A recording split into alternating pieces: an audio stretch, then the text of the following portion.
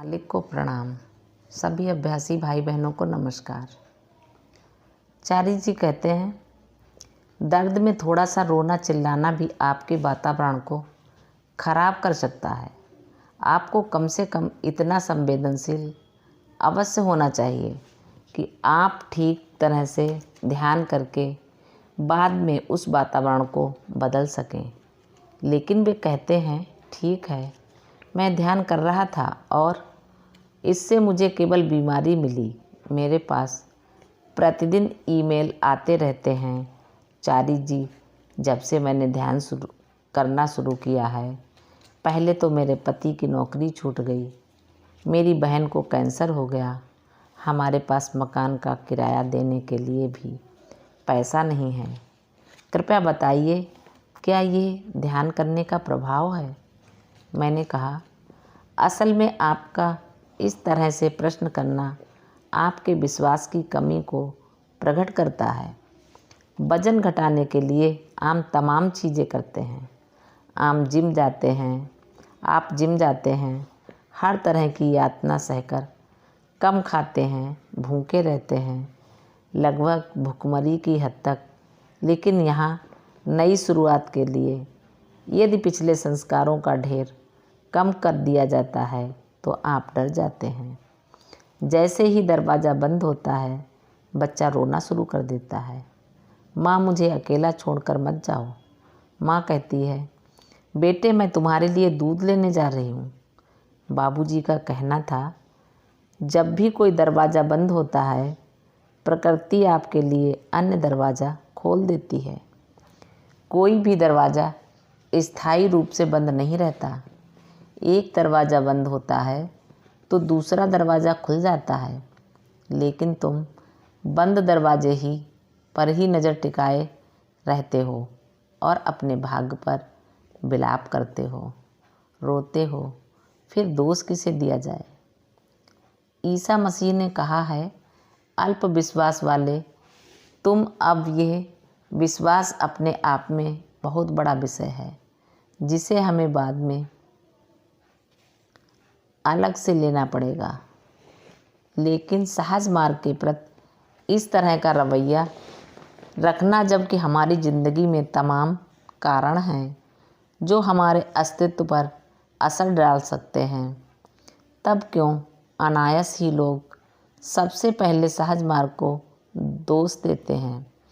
उनका पहला विकल्प यही होता है, अच्छा, क्योंकि यही एक ऐसी चीज़ है जो मैं अब कर रहा हूँ, जिसे इससे पहले कभी नहीं किया था।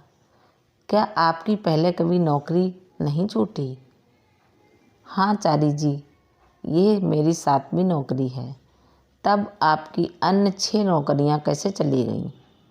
कोई उत्तर नहीं। अरे, लेकिन वह मुझे तलाक देने की धमकी दे रहा है। क्या आपका इससे पहले भी तलाक हो चुका है? चारी जी, ये मेरी 3री शादी है, इसलिए इस बार मैं इसमें असफल होना नहीं चाहती। आपकी अन्य 2 शादियां कैसे असफल रही थीं? क्या तब आप सहज मार्ग का अभ्यास कर रही थीं? ऐसा है क्या? मैं समझती हूँ तो हूँ, लेकिन चारी जी, ये सब बातें समझना कठिन है। तब फिर आप सहज मार्ग को दोष क्यों दे रही हैं? तो किसी भी मानवीय परिवर्तन में सहज मार्ग पहला शिकार बन जाता है। जब तक कि कोई बेहतर परिवर्तन ना हो, उस दशा में, अरे आपको मालूम है, मैंने नौकरी के लिए आवेदन किया था। मुझे सच में इसे पाने की बिल्कुल आशा नहीं थी। शायद ये मालिक की कृपा से हुआ है। बहुत अनिच्छा से प्रकट की गई कृतज्ञता, शायद ये मालिक की कृपा से हुआ है। लेकिन जानते हो, मैं डबल PhD हूँ और मैं बताऊँ, मैंने इतनी तकलीफ़ें उठाई हैं। मैंने जूता पॉलिश करने का काम भी किया है। मैंने फेडेक्स कोरियर के लिए डिलीवरी का काम भी किया है। इसी तरह के तमाम बेकार के काम, और फिर भी जब आपको ये नौकरी मिल गई है, जिससे आपको सालाना $2.5 लाख मिलेंगे। हाँ, लेकिन आप जानते हैं बाबूजी की कृपा है या नहीं, इसमें मेरी योग्यता का भी योगदान है। अच्छा, ऐसी बात है। हाँ, आप डिक या टॉम जो भी हो, मैं समझ रहा हूँ, क्योंकि मेरे पास यही योग्यता नहीं थी, इसलिए मुझे कभी अच्छी नौकरी नहीं मिली। हाँ, मुझे आश्चर्य होता था, ऐसा क्यों है चार्ली जी? जब आप इतना सब कुछ जानते थे, फिर भी वास्तव में आपको कभी अच्छी नौकरी नहीं मिली। तो देखिए, अब मैं निशाना बन गया। तो इस प्रकार की बातें जीवन भर चलती रहती हैं। बाबूजी ने एक बार मुझे बताया था कि गुरु होना एक अभिशाप है। एक परिवार जिसमें 3 या 4 या 5 बच्चे हों, आप सदैव बच्चों के लिए चिंतित रहते हैं। आप बच्चों के लिए परेशान रहते हैं। आप नहीं जानते कि उनके साथ क्या होने वाला है जब वे स्कूल जाते हैं, विशेषकर अमेरिका में मैंने देखा है। आप जानते हैं चारी जी, जब मेरा बच्चा स्कूल जाता है, मुझे चिंता लगी रहती है। मैं नहीं जानती कि वह सुरक्षित लौटेगा या नहीं। मैंने कहा, ऐसा क्यों? ऐसा क्या हो जाएगा? उसने कहा, वो कुछ भी हो सकता है। मैंने कहा, लेकिन वे स्कूल की बस में जाते हैं।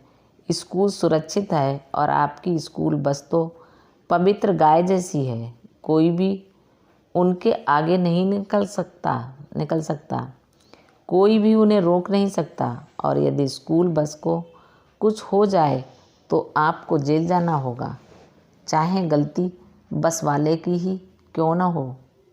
लेकिन आप जानते हैं चार्ली जी, लड़की को बस से उतारकर बस स्टॉप से घर तक चलकर आना उसके साथ बदमाशी हो सकती है, उसका पर्स चोरी जा सकता है। और इसके विपरीत एक बार एक यूरोपीय अभ्यासी हम लोगों के साथ रही थी। वह 1 महीने तक ठहरी थी। उसने मद्रास की अच्छी तरह जानकारी ले ली थी। उसे वापस लॉस एंजल्स जाने के लिए कोलंबो से जहाज़ पकड़ना था। सो वह कोलंबो के लिए ट्रेन से रवाना हुई। मैंने पूछा, क्या तुम्हें नौकरी मिल जाएगी? उसने कहा, हाँ, मुझे पैसों की ज़रूरत नहीं है। मुझे तो केवल इतना चाहिए कि मुफ्त में यात्रा हो जाए। लेकिन लगता है उसे काम नहीं मिल पाया, तो वह वापस आ गई। एक सवेरे वह मुझे दिखाई दी। मैंने पूछा, क्या तुम वापस आ गई? उसने कहा, चारी जी, मुझे नौकरी नहीं मिल पाई, इसलिए मैं वापस आ गई। मैंने पूछा, तुम कब आई? उसने कहा, मैं कल शाम आ गई थी। मैंने पूछा, तुम रात भर कहाँ थी? तुम यहाँ क्यों नहीं आ गई? उसने कहा, मैं रेलवे स्टेशन के प्लेटफार्म पर एक बेंच पर सो गई थी। मैंने कहा, ऐसा करना खतरे से खाली नहीं है। उसने कहा, चारी जी, भारत के लिए यह बात लागू नहीं होती है। यदि मैं न्यूयॉर्क में कैनेडी एयरपोर्ट पर उतरकर टैक्सी लेने के लिए बाहर जाकर सड़क पार कर रही होती तो कुछ भी हो सकता था। यहाँ पर यह जगह सुरक्षित है। मैंने कहा, स्टेशन पर बेंच के ऊपर सोना? उसने कहा, हाँ, भारत में कुछ नहीं हो सकता। भारत एक सीधा साधा देश है। ये शब्द एक अमेरिकी लड़की के हैं और अनुभव इसे साबित करता है। हमारे यहाँ पागल औरतें हैं, अच्छी सूरत शक्ल वाली पागल औरतें सड़कों पर भटकती हुई जवान पागल औरतें, उन्हें कुछ नहीं होता। अमेरिका में आप अंदाज़ा लगा सकते हैं कि उनका क्या हुआ होता। मालिक को प्रणाम। सभी अभ्यासी भाई बहनों को नमस्कार। धन्यवाद।